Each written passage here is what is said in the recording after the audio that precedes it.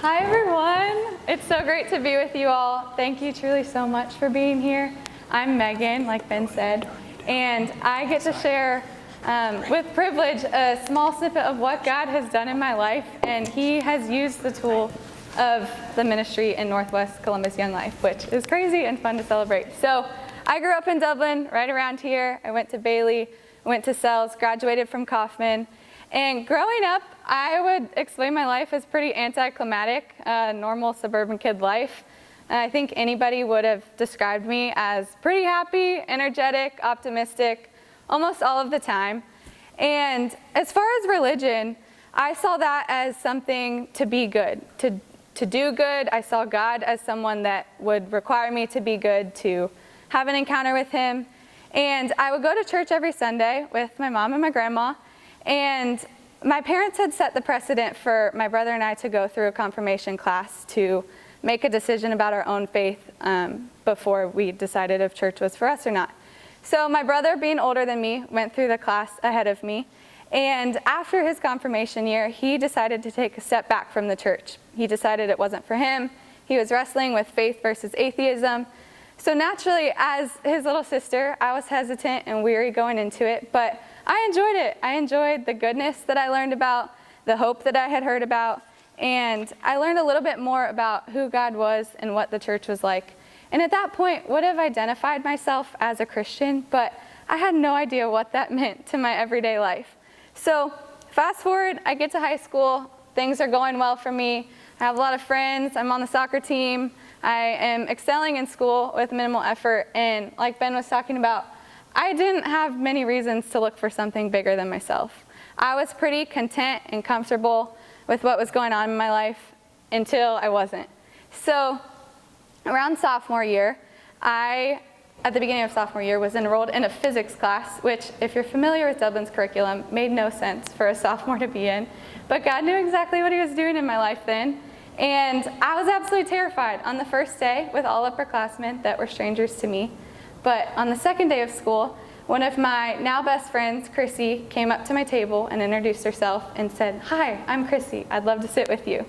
And that was amazing to me. It didn't make any sense. But that's what Chrissy and I's friendship has looked like since that day. She has wanted to be a part of my life, regardless of what I brought to the table. She wanted to spend time with me and know me and invited me to hang out with her cool senior friends. So I went with it. I thought it was fun.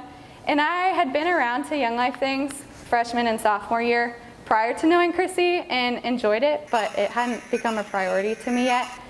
But with Chrissy's invitation, that carried a lot of weight, and I wanted to be there, and I committed to being at Young Life on Monday and Wednesday nights, and I was slowly learning who Jesus was to me, more and more. And like I mentioned, things in my life had started to shift. So as most families go through, my family was in a season of dysfunction and wrestling through addiction, and home was a place that I largely avoided. And friends that I grew up with were starting to party and drink on the weekends, and that was something that I was disinterested in, but I didn't know my place anymore. And I stopped playing sports that I had grown up playing all along my whole life, so I was questioning who I was. Where was my identity? What was important to me? What was I prioritizing? So that brings me to fall weekend, my junior year. I ended up going with Coffman Young Life, and it didn't make any sense for me to be there. People in my social circles wanted nothing to do with Young Life. Chrissy had graduated, but I found myself there, and I would mark that weekend as one of the biggest turning points of my life, when God encountered me so truly.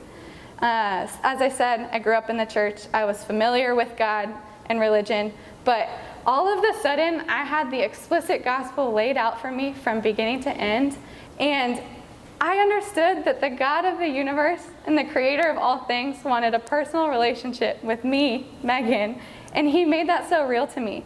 I replaced the idea of a God who was distant and dictator-like and cold up in the sky, just controlling my life, with an image of a heavenly Father that simply outrageously loved me and wanted to be with me and call me His daughter.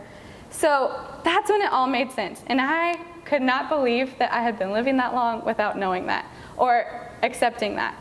And I went back to school. I was pumped.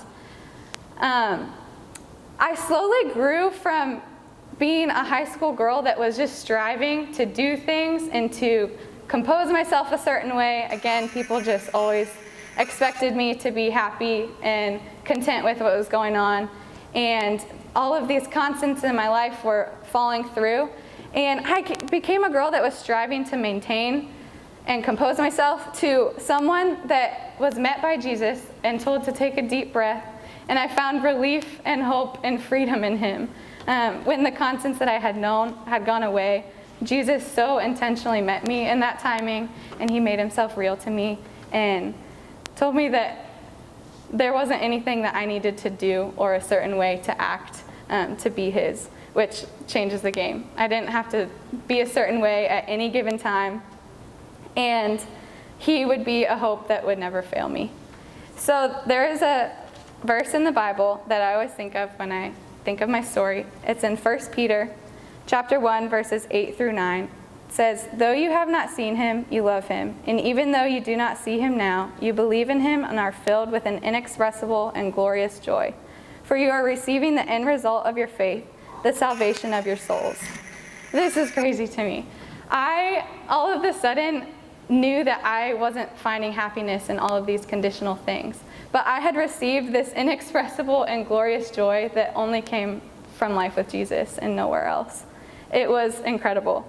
And I think since then, I have grown and gone up and down in my faith, but life with Jesus is unreal. I always make the joke that my life makes no sense apart from the gospel.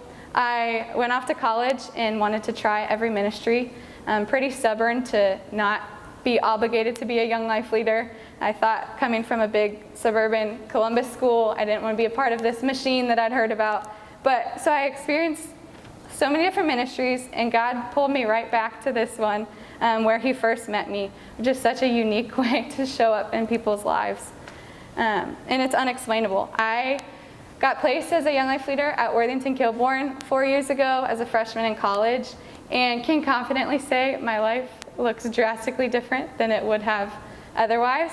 I get to renew my faith and be refreshed every single day that I'm called to live in obedience and faithfulness by showing up at this school, by walking through hallways of a place that I didn't go to or grow up in, by standing in the stands of high school football games or being mistaken as a player on the soccer team that I coached for a few years. It just doesn't make any sense, and it's the biggest gift in the world to be with kids that are living in dysfunction and don't know that there is something bigger than themselves. They don't know that there is an answer and a hope and a freedom. Just like the life that I was living. I just didn't even realize the dysfunction that I was living in. But it's been so cool. I cannot believe the ways that I've seen God change kids' lives and families' lives, and I am so energized by that all of the time. And I truly want to thank you for being here, genuinely.